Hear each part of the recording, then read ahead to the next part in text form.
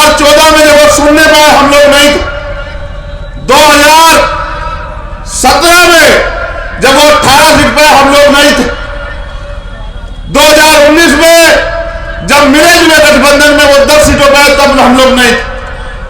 हमने तो इस काम को तब शुरू किया 2020 में जब हमने देख लिया कि इनको कुछ करना ही नहीं है, से लग जाना है, अपने बूथ सेक्टर तैयार करने हैं, विधानसभा कमेटियां दुरुस्त करनी है और वंचित वर्ग की सभी जातियों को इकट्ठा करके उनको संगठन में जिम्मेदारी देके उनके समाज को भी जोड़ के सम्मान का ख्याल रखते, अधिकारों का ख्याल रखते, उनको भी भाईचारा पैदा करके आगे बढ़ाना।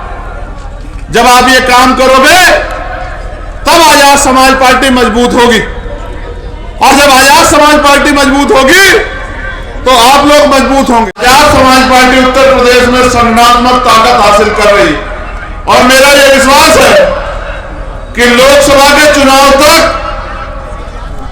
अपने साथियों की मेहनत के बलबूते संगठन के रूप में भारतीय जनता पार्टी के बाद आजाद समाज पार्टी सबसे बड़ी पार्टी 2024 के चुनाव।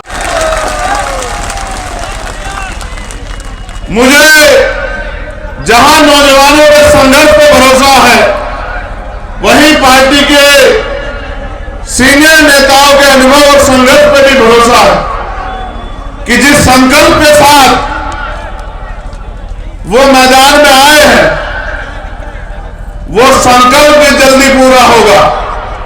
माननीय काशीराम साहब कहा करते थे कि तमन्ना सच्ची हो तो रास्ते हजार होते हैं और तमन्ना अगर झूठी हो तो बहाने हजार होते हैं। एक सच्ची की तमन्ना के साथ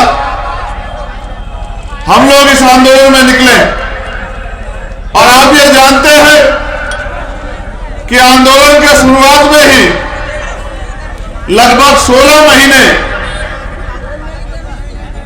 10x6 की एक कोठरी में समाज के स्वाभिमान सम्मान की लड़ाई को लड़ते हुए लगभग 500 से ज्यादा रातें मैंने जेल में काटी। उसके बाद देश की सबसे बड़ी जेल तिहाड़ में भी मैंने दो बार, एक बार जब दिल्ली में सदगुरु रविदास जी का गुरु घर तोड़ दिया, देश के साथियों के साथ हमने आंदोलन किया और लगभग 2 महीने से ज्यादा हमने 96 लोगों ने जेल काटी। फिर जब एनआरसी को लागू करने के लिए सरकार ने दमखम लगाया और मुस्लिम भाई पूरे देश में अपने आप को अकेला महसूस कर रहे थे, उनकी पीड़ा को समझते हुए पूरे देश में भीम आर्मी ने आंदोलन किया और बड़े आंदोलन में लगभग 29 दिन दिल्ली में गिरफ्तार होकर दोबारा मैंने तिहाड़ जेल में संघर्ष किया और परिणाम यह हुआ कि सरकार को अपना एजेंडा, चुनावी एजेंडा रोकना पड़ा। उनको यह समझ आया कि जब आप जाति और धर्म के नाम पे अपने राजनीतिक एजेंडे को सेट करने का काम करोगे तो भीम आर्मी आजाद समाज पार्टी के नेता संविधान के आधार पर काम करते हुए आपको रोकने का काम करें। उसके बाद किसान आंदोलन हुआ। जब देश का किसान, उसके खिलाफ जो कानून बने, उन कानूनों के लिए कि वो कानून किसी तरह से खत्म हो जाए, लगभग 1 साल से ज्यादा 13 महीने का आंदोलन उन्होंने किया। उनके हर मोर्चे पे उनकी पीड़ा को समझते हुए भीम आर्मी आजाद समाज पार्टी के लोगों ने उनको मदद की, संघर्ष किया और अंत तक किसानों की जीत हुई उत्तर प्रदेश चुनाव से पहले देश के प्रधानमंत्री ने माफी मांगते हुए कानून वापस लेने का काम किया। उसके बाद जब महिला पहलवानों का अपमान हुआ और उनके ऊपर जुल्म हुआ, उनकी लड़ाई लड़ने का काम, उनको बल देने का काम भी भीम आर्मी आजाद समाज पार्टी के नौजवान नेताओं ने, संघर्षशील नेताओं ने किया। और लगातार एक लंबे समय तक मैं दिल्ली में उनके बीच रहा। अंत सरकार डरी से अभी हुई और उस बाहुबली पे मुकदमा दर्ज किया, गिरफ्तारी का वादा किया। और जिस दिन मैं झारखंड रैली में गया, छल करते हुए पहलवान बेटियों को मारपीट करते हुए उनके कपड़े फाड़ते हुए वहां से हटा दिया। ये बातें मैंने इसलिए आपको बताई कि जब भी किसी पे अन्याय अत्याचार हुआ, चाहे राजस्थान में नासिर जुनैद पे हमला किया गया, तथाकथित गोरक्षा के नाम पे भारतीय जनता पार्टी के जो गुंडे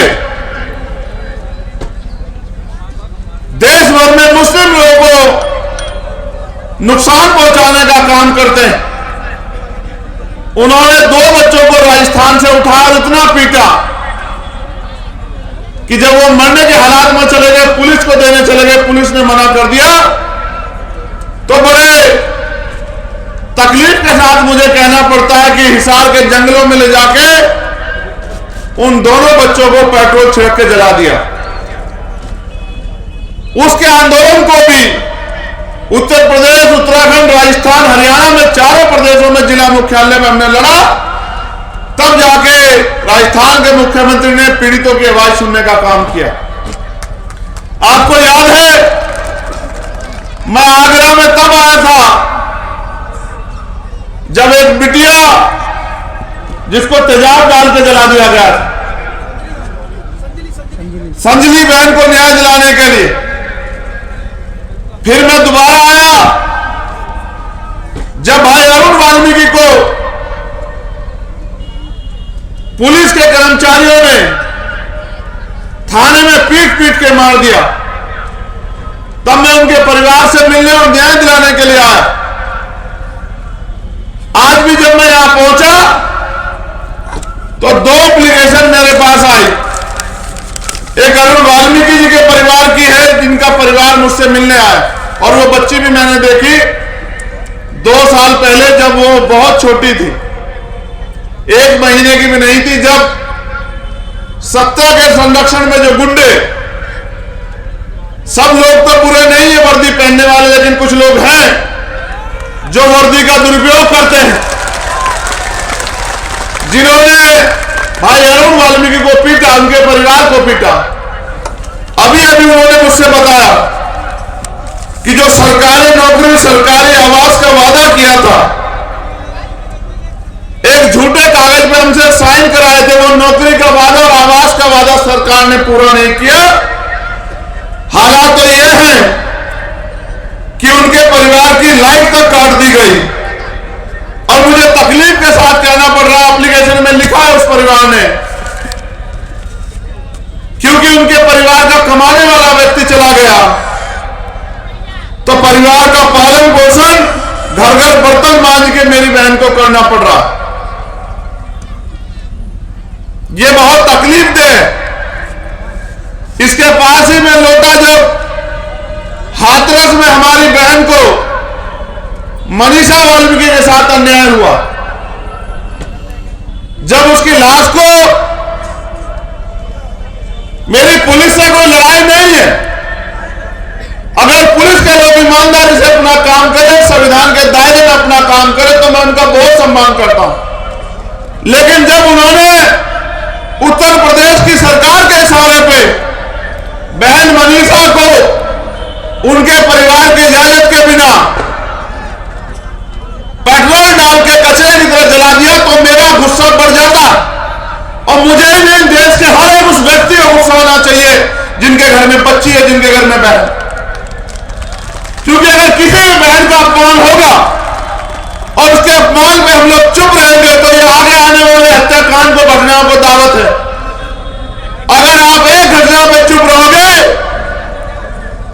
तो कल दूसरी घटना को अंजाम दिया जाएगा, तीसरी घटना को अंजाम दिया जाएगा। सम्मानित मेरे साथियों, ये सारे संघर्ष की बातें मैंने आपको इसलिए बताई कि संघर्ष तो मैं अपनी हिम्मत से बढ़ के कर रहा हूं। खूब झूठे मुकदमे, जेलें मैंने काटी, सीबीआई, ईडी, इनकम टैक्स मेरा कुछ बिगाड़ नहीं सकती है, क्योंकि ना मैं किसी धन्ना सेठ परिवार में जन्मा हूं और ना ही मैंने एक सिंगल पैसे का भी कोई अपराध किया, कोई भ्रष्टाचार किया। जब हाथरस का इशू हुआ तो मुख्यमंत्री जी ने बयान दिया, मीडिया के लोगों ने भी चलाया कि वहां 100 करोड़ रुपए की फंडिंग हुई है। मैंने चैलेंज किया उत्तर प्रदेश के मुख्यमंत्री को, ये लड़ाई स्वाभिमान सम्मान की है मुख्यमंत्री जी, अगर एक पैसे की भी फंडिंग की आप साबित कर दो तो चंद्रशेखर आजाद राजनीति छोड़ के घर चला जाएगा, जो सजा आप दोगे उसको स्वीकार करेगा।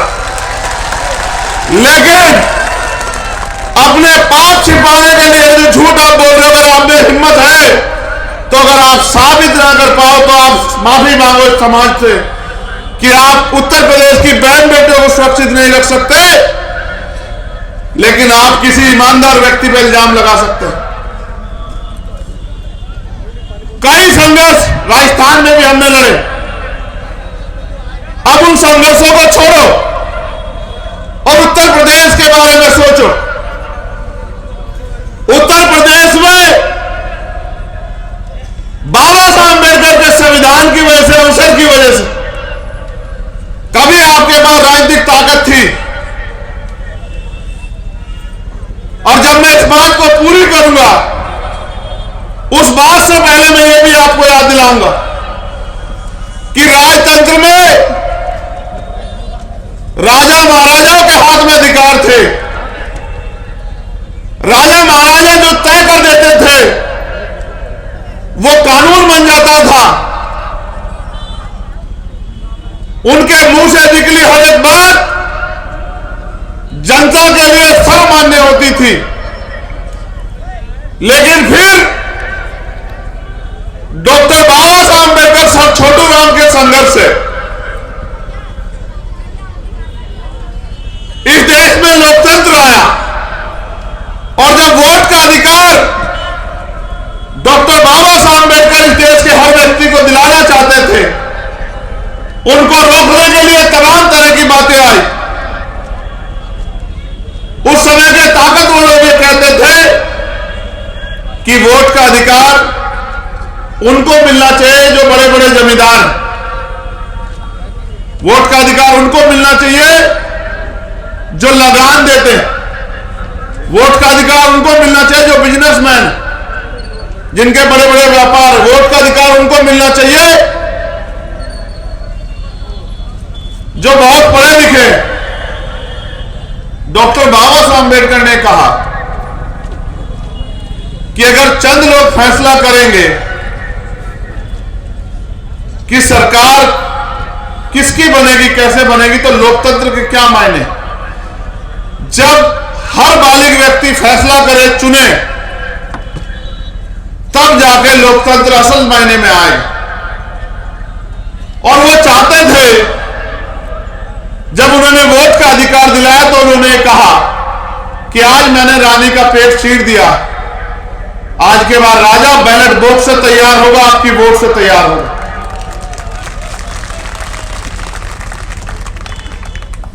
उन्होंने संविधान सभा में चेतावनी देते हुए कहा कि आज हम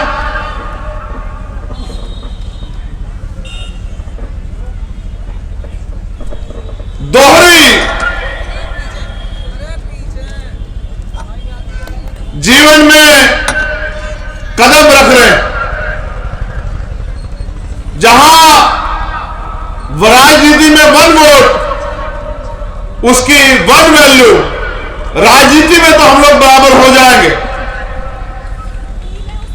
लेकिन जब तक देश में सामाजिक गैर बराबरी और आर्थिक गैर बराबरी होगी, यानी कि राजनीतिक लोकतंत्र सामाजिक लोकतंत्र नहीं बनेगा, तब तक राजनीतिक स्वतंत्रता में समानता की बात करना लगभग मजाक बन जाएगा। इसलिए मैं सबको ये कहता हूं कि हमें सामाजिक गैर बराबरी और आर्थिक गैर बराबरी दूर करने का प्रयास करना चाहिए। सम्मानित मेरे साथियों, बाबा साहब की बात, इसको कहने का मतलब यह था कि राजनीति में हम लोग कामयाब हो जाएंगे, लेकिन राजनीति में गैर बराबरी तब दूर होगी जब सामाजिक गैर बराबरी दूर हो जाएगी और आर्थिक गैर बराबरी दूर हो जाएगी। आज भी हम उसको झेल रहे हैं, आज भी, जबकि भारतीय संविधान छुआछूत भेदभाव को नकारता है, लेकिन फिर भी देश भर में जाति के नाम पर अन्याय अत्याचार होते हैं, भेदभाव होता है, ऊंच नीच होता है। और आर्थिक विषमता इतनी है कि लोग लाखों लोग भूखे पेट सोते हैं, उनके पास अच्छे कपड़े नहीं है, पीने को साफ पानी नहीं है, सुख सुविधाएं नहीं है, पक्के मकान नहीं है। और लाखों लोग ऐसे हैं जिनके घर पल्ले वाला कुत्ता भी वो एसी में सोता है, बड़ी गाड़ी में घूमता है, जो नाश्ते में दूध पीता है और खाने में उसको फल फ्रूट और ड्राई फ्रूट मिलते हैं, लेकिन हजारों लोग भूखे पेट सो जाते हैं क्योंकि उनके घर में खाने को राशन नहीं। ये विषमता दूर हो, इसलिए बाबा साहब का प्रयास यह था कि जिन लोगों को राजतंत्र में अधिकार नहीं थे, अगर वोट की शक्ति उनके पास चली जाए और वो अपनी वोट का सही प्रयोग कर ले समझदारी से, तो उनका भी राज आ सकता। उत्तर प्रदेश में माननीय काशीराम साहब के नेतृत्व में आपने प्रयास किया और एक समय ऐसा था कि आपकी राजनीतिक हैसियत थी, लेकिन आज आप महसूस करो, जो लोग हम पे सवाल खड़ा करते हैं, हमारे संघर्ष पर सवाल खड़ा करते हैं, आज आप महसूस करो कि 2012 में हम लोग नहीं थे, 2014 में जब वो सुनने पाए हम लोग नहीं थे, 2017 में जब वो 18 सीट पे हम लोग नहीं थे, 2019 में जब मिले जुले गठबंधन में वो 10 सीटों पर तब हम लोग नहीं थे। हमने तो इस काम को तब शुरू किया 2020 में जब हमने देख लिया कि इनको कुछ करना ही नहीं है, ये इनको सिर्फ चुनाव लड़ना है। इसके बाद 5 साल जो जुर्म जाति अन्याय अत्याचार इन वर्गों पर होते हैं, इनकी आवाज उठाने का इनका कोई मतलब नहीं है। और जो भाजपा की सरकार आरक्षण के खिलाफ साजिश कर रही है, लोकतंत्र के खिलाफ साजिश कर रही है, संविधान की हत्या करने का काम कर रही है, सारी सरकारी नौकरी को खत्म कर रही है, ये उनके खिलाफ कोई आंदोलन नहीं कर रहे हैं। तब हम लोगों ने तय किया कि अब ज्यादा दिन तक रुक के फायदा नहीं है। अगर ज्यादा दिन हम रुके रहे तो एक समय ऐसा आ जाएगा कि लड़ाई खत्म हो जाएगी, ये देश फिर से राजतंत्र के हाथ चला जाएगा, जिसका प्रयास मोदी जी कर रहे हैं कि चंद पूंजीपतियों को मजबूत कर रहे हैं और बाकी व्यापारियों को, छोटे व्यापारियों को खत्म कर रहे हैं। जो सरकारी नौकरी हमें पैरों में खड़ा करती थी, उस सरकारी नौकरी को खत्म कर रहे हैं। ठेका, संविदा, इनके नाम पे आरक्षण की हत्या करके अपने लोगों को बिठा रहे, लेटर लंटिंग से अपने लोगों को बिठा रहे। तब हमने इस काम को शुरू किया और आज आपके संघर्ष से देश भर में यह चर्चा है कि राजस्थान को 3 तारीख के जो परिणाम आ रहे हैं, वो परिणाम ऐतिहासिक होंगे। आजाद समाज पार्टी के बिना, आरएलपी के बिना सरकार नहीं बनेगी राजस्थान में।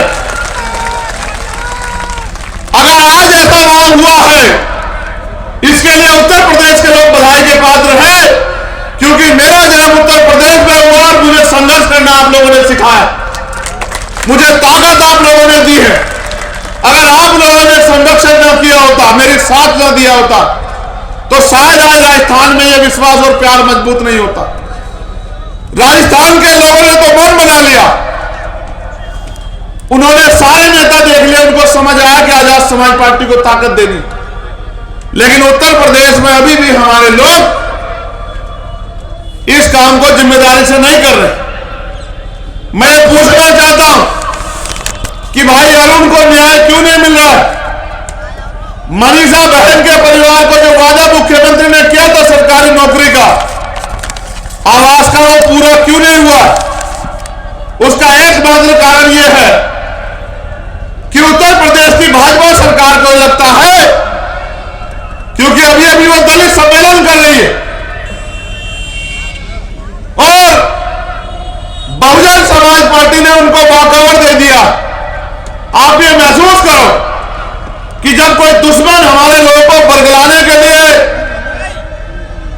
बेवकूफ बनाने के लिए हमारी बस्तियों, हमारी गलियों में, हमारे कस्बों में आए, तो हमारे पढ़े लिखे लोगों को उनका विरोध करके अपने समाज को उनका सच बताना चाहिए।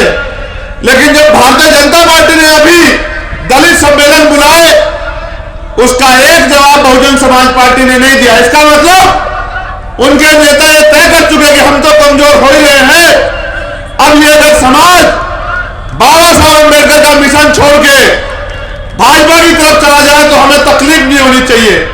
लेकिन आप सोचो कि अगर ये समाज अपनी राजनीतिक हैसियत छोड़ के कहीं गया और पिछला को बन गया तो इनके हिस्से में क्या आएगा? उत्तर प्रदेश में आप बहुजन समाज के लोग इतनी संख्या में हो कि अपनी ताकत अपने बलबूते बना सकते हो। 69,000 शिक्षक भर्ती हुई, 6800 घोटाला तो हुआ 20,000 पदों पर, लेकिन 6800 पद सरकार ने रिलीज किए। मैं जब चुनाव में था तो देख रहा था कि वो बच्चे रोज भाजपा कार्यालय या सड़कों पर आंदोलन करते हैं, उनको पीट पीट के भगाने काम भाजपा के लोग करते हैं।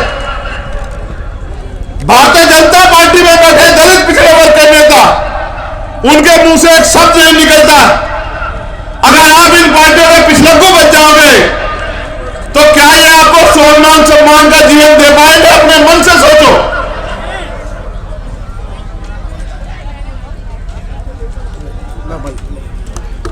वो भी चाहते हैं कि आप उनके दलों में आ जाओ। उसका कारण है आपके पास वोट है, वो आपसे प्यार नहीं करते। आपके पास बाबा साहब अम्बेडकर की 4 बच्चों कुर्बानी से मिला वोट।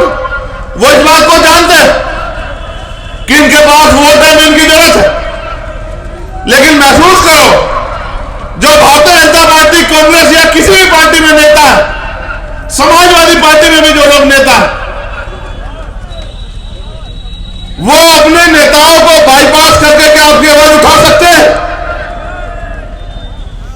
जब वो आपकी आवाज नहीं उठा सकते तो वो आपके अधिकारों की रक्षा कर सकते हैं क्या? 2 अप्रैल 2018 में आगरा के लोगों ने जो संघर्ष किया था, ऐतिहासिक था, वो इतिहास में लिखा गया। उसका कोई जवाब नहीं, आपको सहना भी पड़ा। सहना तब पड़ता है जब आपका नेता हाथ पीछे खींच ले। 2 अप्रैल 2018 में जब आपने संघर्ष किया,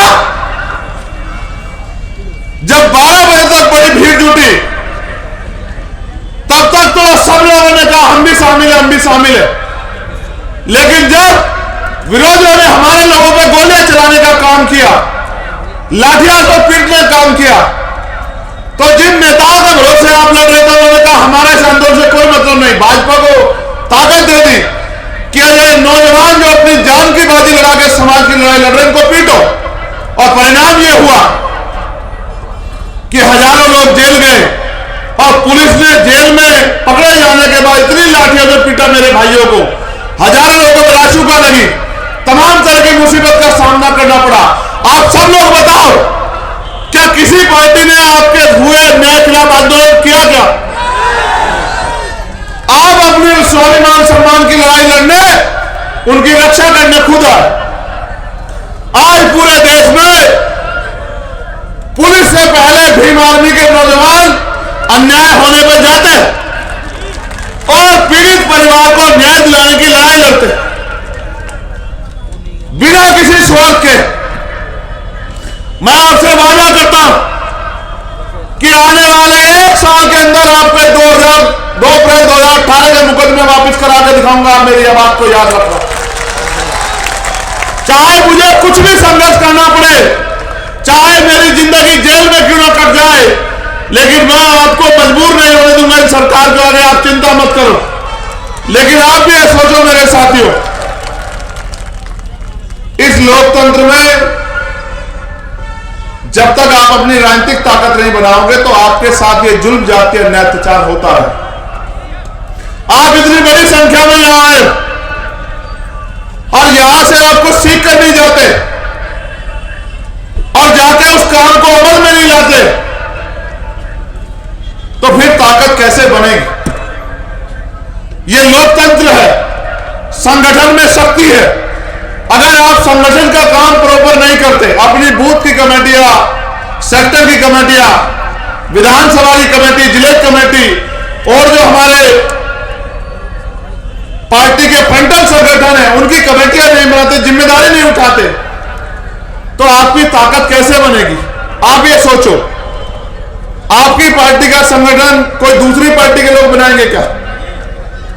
अब जिन नौजवानों पर मुझे भरोसा है कि वो स्वाभिमान सम्मान की लड़ाई लड़ेंगे और वो हाथ में कैमरा लेकर वीडियोग्राफर बनना चाहे, फोटोग्राफर बनना चाहे, तो आंदोलन कैसे कामयाब होगा? मैं आ जाऊं तो आ जाओ, और फिर जो जमीनी काम जिले में करना वो ना करो। मैं आ जाऊं तो बड़ी संख्या में नारे लगाओ और जाके अपने क्षेत्र में जिम्मेदारी ना उठाओ, तो ताकत कैसे बनेगी? मैं भी देखता रहता हूं कौन काम कर रहा है और कौन मुझे सिर्फ चेहरा दिखाने के लिए आता है। मैं ये भी जानता हूं, हमारे अकाली दल के प्रदेश अध्यक्ष जी भी यहां बैठे और हमारे भंते जी भी और सीनियर लोग यहां बैठे। मैं ये भी जानता हूं कि आगरा के जो लोग हैं वो सक्षम लोग हैं, वो किसी कमजोर के साथ नहीं खड़े होते। 1992 से पहले पार्टी तो पिछली 84 में बन गई थी, लेकिन 92 से पहले जब वो यहां चुनाव लड़ती थी उनको 1000-1200 वोट मिलते थे। जब 92 में अलायंस हुआ तो आपके अंदर हिम्मत जागी और आपने ताकत बनाने का काम किया। मैं आगरा के लोगों का स्वभाव जानता हूं, अलीगढ़ के लोगों का, हाथरस कासगंज के लोगों का। आप कमजोर के साथ नहीं खड़े होते, इसलिए हमने राजस्थान में जाकर ताकत बनाने का काम किया कि आप भी जागो, आप भी मेहनत करो, आप भी लापरवाह मत बनो। राजस्थान में ताकतवर हो जाएंगे, उससे उत्तर प्रदेश की समस्याओं का हल नहीं होगा। राजस्थान में ताकतवर हो जाएंगे, इससे उत्तर प्रदेश के बच्चों को रोजगार नहीं मिलेगा। उत्तर प्रदेश में जो गुंडागर्दी हो रही है उसको जवाब नहीं मिलेगा। उत्तर प्रदेश में जो गरीबों की जमीन दबाई जा रही है, आरक्षण का प्रावधान खत्म किया जा रहा है, घोटाले हो रहे हैं, प्रमोशन में रिजर्वेशन नहीं है, उसका लाभ नहीं मिलेगा अगर राजस्थान में ताकतवर होंगे। अगर उत्तर प्रदेश में ताकतवर होंगे तब इसका लाभ आपको मिलेगा। किसी भी संगठन की ताकत होती है उसके कार्यकर्ता, नेता नहीं होते। नेता तो कार्यकर्ताओं की मेहनत से बनता, लेकिन अगर रीढ़ अपना काम ना करे, अपनी जिम्मेदारी ना अदा करे तो कामयाबी नहीं मिल सकती। मैं मंच पे भी जो हमारे नेता उनसे भी कहूंगा,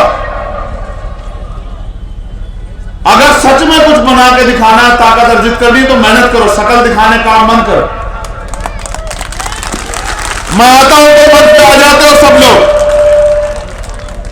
और फिर दोबारा तभी आते हो जब मैं आता हूं। उसके अलावा जो बुनियादी काम है, जा जाके गली गांव में जाकर संगठन बनाने का, अपनी जिम्मेदारी अदा करने का, वो नहीं करते। और फिर चुनाव में भी सोचते हो कि आपकी ताकत बन जाएगी। कैसे बन जाएगी ताकत? ये बैनर लगाने की ताकत नहीं बनेगी। ये राजधानी आगरा क्या हालात है इसमें आपको सोचना चाहिए। जब तक आप जाके अपनी बात नहीं समझाओगे, जब तक आप जाके अपनी बात लोगों तक नहीं पहुंचाओगे तब तक लोग आपके साथ नहीं खड़े होंगे। लोग तो सीधे बच्चे हैं, उनको जो कह दिया जाता है वो उसी को मानने लग जाते हैं। वो क्या जाने कि किस तरह जान हथेली पर रखते भीमान में आजाद समाज पार्टी के लोग संघर्ष कर रहे हैं। और आज आपको हालात पता है क्या है? 2024 के बाद हो सकता है इस देश के संविधान को बदल दिया जाए। इस देश का संविधान है तो आपके लिए कुर्सियां हैं, आपके लिए मंच है, आप पे वोट देने का अधिकार है। इस देश का संविधान आया तो आप पे नौकरी व्यापार करने का अवसर मिला आपको। इस देश का संविधान आया तो आपका सम्मान बढ़ा, आपको समानता का अधिकार मिला। आपको क्या लगता है उस संविधान की रक्षा कोई और करेगा क्या? उस संविधान को लागू कोई और कराएगा क्या? आज संविधान दिवस है, हमारे लोगों ने संविधान का कितना उन्होंने समझा। अगर ये संविधान नहीं है तो आपकी हैसियत क्या आपने कभी महसूस किया? अगर ये संविधान नहीं है तो महिलाओं को क्या अधिकार है आपने कभी महसूस किया? एक एप्लीकेशन मेरे पास और है, एक बच्ची है, पुलिस के लोग यहां हैं,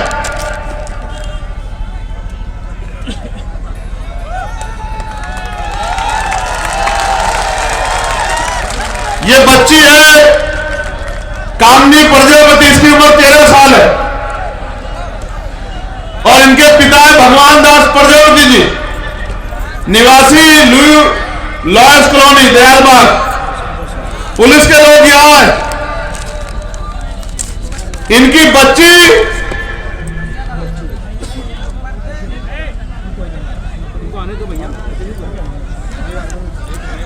एक महीने से गायब है। मुझे बैठ जाओ, बैठ जाओ, बैठ जाओ, क्यों खड़े हो? बैठ जाओ ना, बिठा दो। ये नालायक लोग हैं, ये कहां बिठाएंगे आपको? कुर्सी पर उतर के बिठा दो। थोड़ा कुर्सी क्या करो, बैठ जाओ। नहीं नहीं, आप भी करो, रो मत, रो मत, रो मत, रो मत, रो मत, रो मत, चुप रहो, चुप रहो, बैठ जाओ।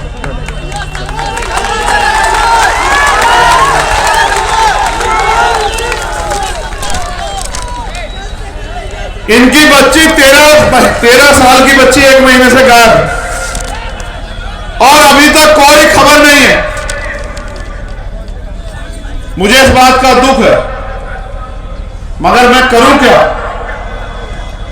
आप लोग अपना काम जिम्मेदारी से नहीं करोगे, मजबूत नहीं करोगे अपनी पार्टी को, तो राजनीतिक ताकत मेरे हिस्से में नहीं आएगी। नहीं आएगी तो पुलिस मेरी बात क्यों सुनेगी? जब तक उनके अंदर ये भय न पैदा हो कि कल चंद्रशेखर आजाद और आजाद समाज पार्टी ताकत होकर सत्ता में आ जाएगी और फिर अगर हमने इनके कहे से सही काम नहीं किया तो ये हमारे ऊपर कार्रवाई करेंगे, मुकदमे दर्ज कराकर हमें जेल भेज देंगे, हमारी नौकरी ले लेंगे। क्यों करेंगे मेरे हिसाब से काम?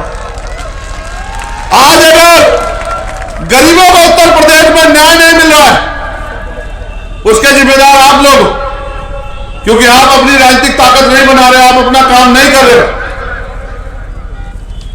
अगर आप जिम्मेदारी से अपना काम कर लो और बहुजन समाज में भाईचारा पैदा करके अपनी ताकत बना लो और आपके हिस्से में भी राजनीतिक ताकत आ जाए तो कोई जुर्म जाति अन्याय अत्याचार किसी बच्ची पे नहीं हो सकता। एनसीआरबी का डाटा पढ़ो कि क्या हाल है उत्तर प्रदेश में। अपराधी खुलेआम घूम रहे हैं तुम्हारी वजह से। मुझे सरकार से कोई वो नहीं है शिकवा, क्योंकि मैं जानता हूं सरकार तो यही करेगी, जिनकी सरकार है उनका काम करेगी, आपका काम नहीं करेगी। आपको उनमें कभी कभी भाई अपने नजर आते हैं, आपकी जाति धर्म के लोग जो उन पार्टियों में, कभी कभी आप उनके साथ जाना चाहते हो, लेकिन जब आप पे जुल्म होता है आपको एहसास होता है आपकी लड़ाई करने वाला कोई नहीं। इन्होंने लिखा है, भाई चंद्रशेखर जी आप बहन बेटियों की रक्षा करने वाले और न्याय दिलवाने वाले भगवान हो। मेरे माता पिता का रो रो कर बुरा हाल है, मैं आपसे हाथ जोड़कर विनती और निवेदन करता हूं कि आप ही हमें न्याय दिला सकते हो। क्या करूं मैं? कैसे दिलाऊं न्याय? आप सोचो। जब तक आप अपना काम जिम्मेदारी से नहीं करोगे, जब तक आप ये जो टोपी आपने पहनी है, टोपी पहनाना मुझे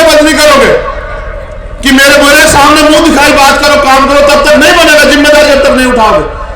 अपनी गली बस्तियों में जाओ और ये पूछो कि जब बाबा साहब ने कहा था कि रानी का बेटा राजा नहीं बनेगा, राजा वो बनेगा जो हकदार होगा, तो चंद्रशेखर आजाद में क्या कमी है?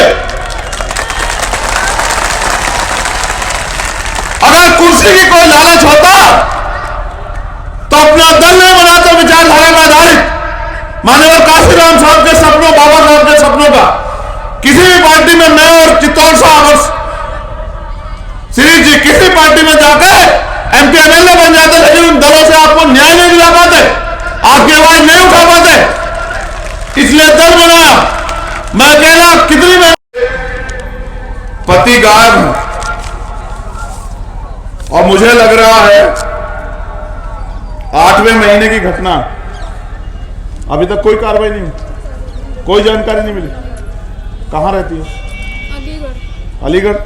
यहाँ कैसे आई? भरेन ससुराल है, अलीगढ़ से गए थे, अलीगढ़ से आए। मुझे थोड़ा सा समय दो, अपना नंबर लिखवा दो। किराए पर रहते हैं अलीगढ़? ठीक, आप मुझे थोड़ा सा समय दो, ठीक है? अध्यक्ष जी 4 महीने ना पुलिस पकड़ रही है, पकड़ेगी ना दीदी, आप चिंता मत करो, बेफिक्र रहो। ये इनके वाली एप्लीकेशन है और ये 2 अलग अलग। आप बैठ जाओ, चिंता मत करो, बैठ जाओ, बैठ जाओ। रोना पड़ेगा, ऐसे चिल्लाना पड़ेगा, क्योंकि आप अपनी बारी का इंतजार कर रहे हो उत्तर प्रदेश में।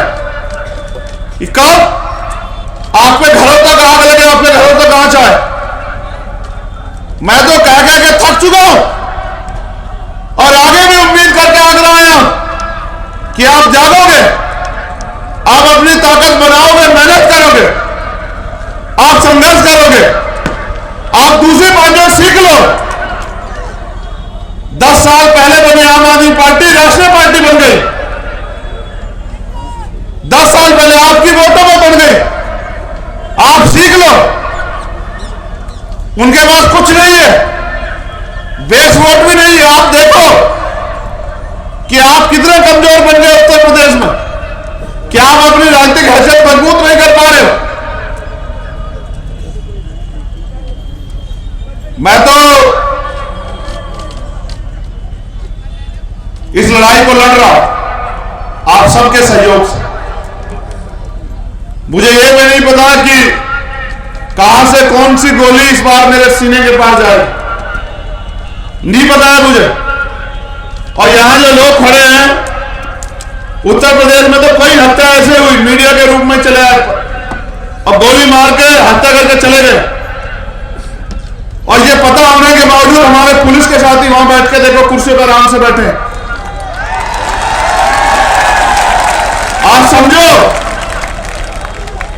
आप समझो उनके लिए आपकी जीवन की कोई अहमियत नहीं है। आपको समझ आता है नहीं आता है? ये तब तक पुलिस सरकार की होती है, तब तक अपने काम को जिम्मेदारी से नहीं करेंगे जब तक आप मुझे राजनीतिक ताकत नहीं दोगे। और जिस दिन आप मुझे राजनीतिक ताकत दे दोगे, ये आपके घरों के दफ्तरों के बाद सलाम करते दिखाई देंगे, आपको चिंता मत करो।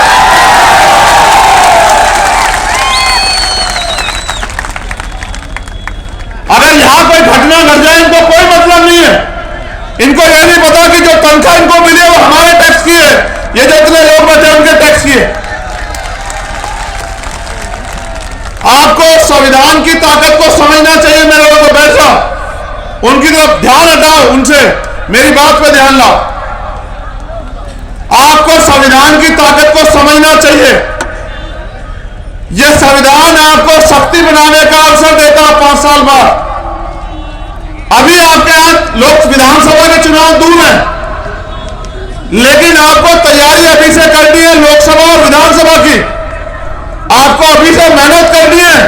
अगर आप चाहते हो आपकी राजनीतिक हैसियत बने, अगर आप चाहते हो आप अपने पैरों पर खड़े हो, अगर आप चाहते हो कि सरकारी नौकरियां बचे, अगर आप चाहते हो कि बहन बेटियों का सम्मान सुरक्षित रहे, अगर आप चाहते हो कि गरीब की बेटी की तरफ कोई आंख उठा के ना देखे, अगर आप चाहते हो कि आपके आने वाली पीढ़ियों को इस देश में सम्मान का जीवन मिले, अगर आप चाहते हो कि नौजवानों को रोजगार मिले, अगर आप चाहते हो किसान को उसकी फसल का दाम मिले, अगर आप चाहते हो कि मजदूर को न्यूनतम वेतन मिले, अगर आप चाहते हो कि कलम की ताकत हो मेरे पास, जिसकी बदौलत मैं आपके क्षेत्रों में बड़े बड़े रोजगार के अवसर पैदा करके गरीब लोगों के पैरों में खड़ा कर सकूं, बहन बेटियों को सुरक्षा का माहौल दे सकूं, तो आपको उत्तर प्रदेश में इस काम को शुरू करना पड़ेगा और रोज करना पड़ेगा।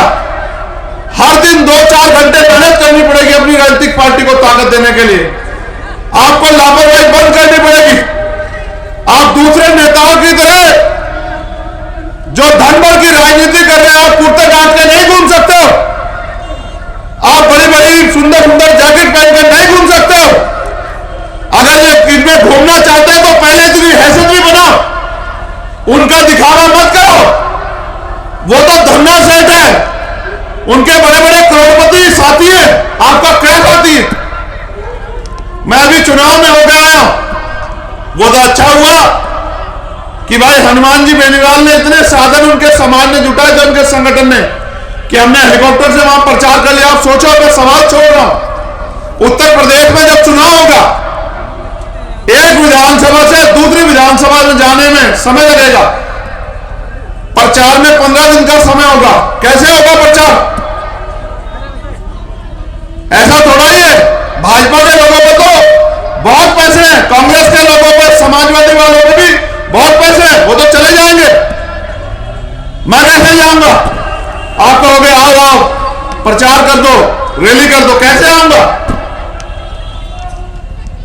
वो ऐसा थोड़ा है कि हमारी नई पार्टी है, हमें कहेंगे 15 दिन फालतू प्रचार कर लो, ऐसा थोड़ा ही होगा। हमें भी उतने कम दिनों में अपने लोगों को तैयार करना पड़ेगा।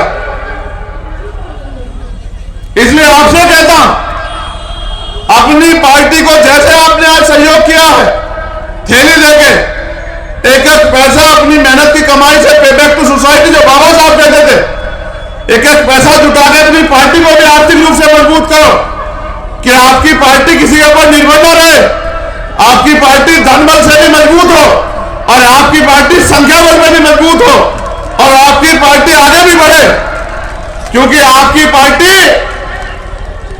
ही आगे उत्तर प्रदेश में समता, समानता, बंधुत्व, भाईचारे का माहौल देगी। आपकी पार्टी ही बाबा साहब अम्बेडकर के सपनों को साकार करेगी। आपकी पार्टी ही मान्यवर काशीराम साहब के अधूरे सपनों को पूरा करेगी। आपकी पार्टी ही सरकार में आने के बाद आर्थिक रूप से कमजोर वर्ग के बच्चों को अच्छी शिक्षा देने का काम करेगी। जो आर्थिक रूप से गरीब है, बीमारी होने पर उनको अच्छा इलाज दिलाने का काम करेगी और भारतीय संविधान की रक्षा करने का काम करेगी।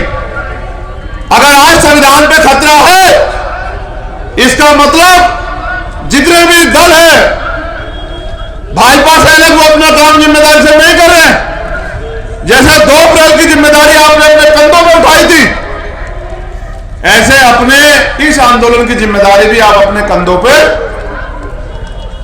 सिर्फ मुंह दिखाई काम करोगे तो वही मिलेगा जो मिलता है।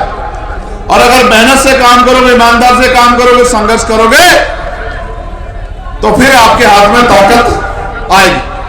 अब मैं आपसे पूछना चाहता हूं, मेरे आगरा के बाद क्षेत्रवासियों, क्या आप चाहते हो आजाद समाज पार्टी ताकतवर बने?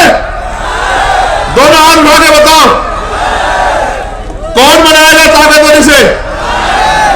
जब तक आप मेहनत नहीं करोगे, ताकतवर कैसे बनेगी बताओ? क्या एक जाति एक धर्म से बन जाएगी? तो बहुजन समाज बनाओ। पाल, प्रजापति, कश्यप, जाट, गुर्जर, सैनी, निषाद, कुर्मी, यादव, मुसलमान, जैन, सिख, बौद्ध, ईसाई, सब भाइयों को इकट्ठा करो। दलितों की भी जो सब जातियां हैं, वाल्मीकि, पासी, धोबी, कोरी, खटीक, सबको इकट्ठा करो। जो बहुजन समाज है उन सबको इकट्ठा करके भाईचारा बनाओ, भाईचारा कमेटी बनाओ, सम्मान से वो करो और सदस्यता अभियान चलाओ। गली गली में, गांव गांव में सदस्यता अभियान चलाओ और ताकतवर बनो, लोगों को जोड़ो और जब संख्या बल तैयार हो जाए तो अपने बीच के व्यक्ति को जिता के विधानसभा भेजो, तब आपकी ताकत बनेगी। इस बार आप आगरा पे संकल्प ले लो कि उत्तर प्रदेश से भी आपको हर अंत में अपने लोगों को लोकसभा और विधानसभा भेजना ही भेजना है। उसके लिए आप जो संगठन के लोग हैं उनको आज से लग जाना है, अपने बूथ सेक्टर तैयार करने हैं, विधानसभा कमेटियां दुरुस्त करनी है और वंचित वर्ग की सभी जातियों को इकट्ठा करके उनको संगठन में जिम्मेदारी देके उनके समाज को भी जोड़ के सम्मान का ख्याल रखते, अधिकारों का ख्याल रखते, उनको भी भाईचारा पैदा करके आगे बढ़ाना।